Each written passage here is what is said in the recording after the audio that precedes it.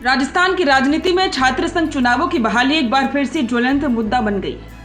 NSUI ने जयपुर के शहीद स्मारक पर विशाल छात्र सभा का आयोजन किया, जिसमें प्रदेश भर से छात्र और युवा बड़ी संख्या में शामिल हुए। सभा का आयोजन साफ था, राज्य में छात्र संघ चुनाव तत्काल कराए जाएं और युवाओं को लोकतांत्रिक भागीदारी का हक दिया जाए।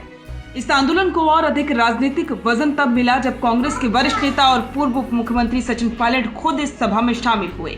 सचिन पायलट ने मंच से छात्रों को संबोधित करते हुए भाजपा सरकार पर सीधा हमला बोला और कहा कि ये सरकार छात्रों की आवाज को दबा रही है। एनएसयूआई ने इस सभा के जरिए राज्य सरकार पर दबाव बनाने की रणनीति अपनाई है। छात्रों का यह कहना है कि राजस्थान जैसे राजनीतिक रूप से जागरूक राज्य में छात्र संघ चुनाव न कराना लोकतंत्र का गला घोटना है। एनएसयूआई के प्रदेशाध्यक्ष ने कहा कि हम जब तक शांत नहीं बैठेंगे तब तक विश्वविद्यालय और कॉलेजों में चुनाव की तारीख घोषित नहीं हो जाती।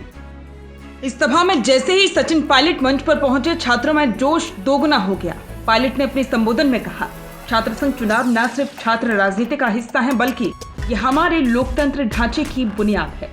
आज की युवा पीढ़ी को लोकतांत्रिक प्रक्रियाओं को काट देना किसी भी सरकार के लिए शर्म की बात है।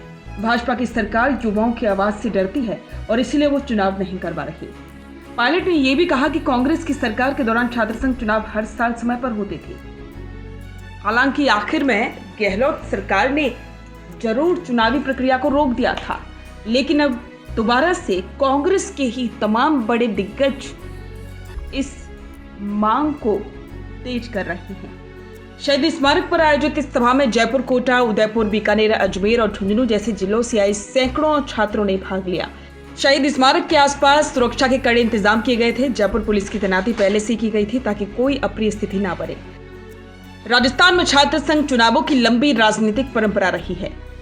कई बड़े दिग्गज नेता राजस्थान की राजनीति में छात्र संघ चुनावों के जरिए ही हैं, जिनमें अशोक गहलोत जैसे बड़े नाम शामिल हैं।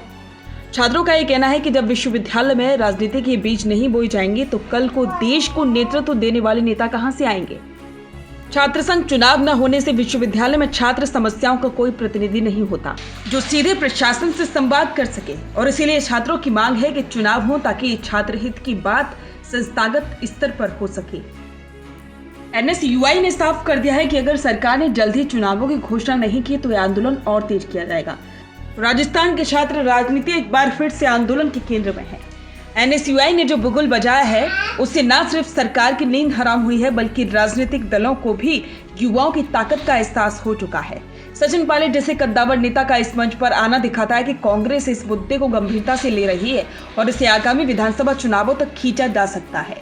अभी देखना दिलचस्प होगा कि क्या राज्य सरकार छात्र संघ चुनावों को लेकर कोई ठोस कदम उठाती है या ये आंदोलन और विकराल रूप धारण करता है।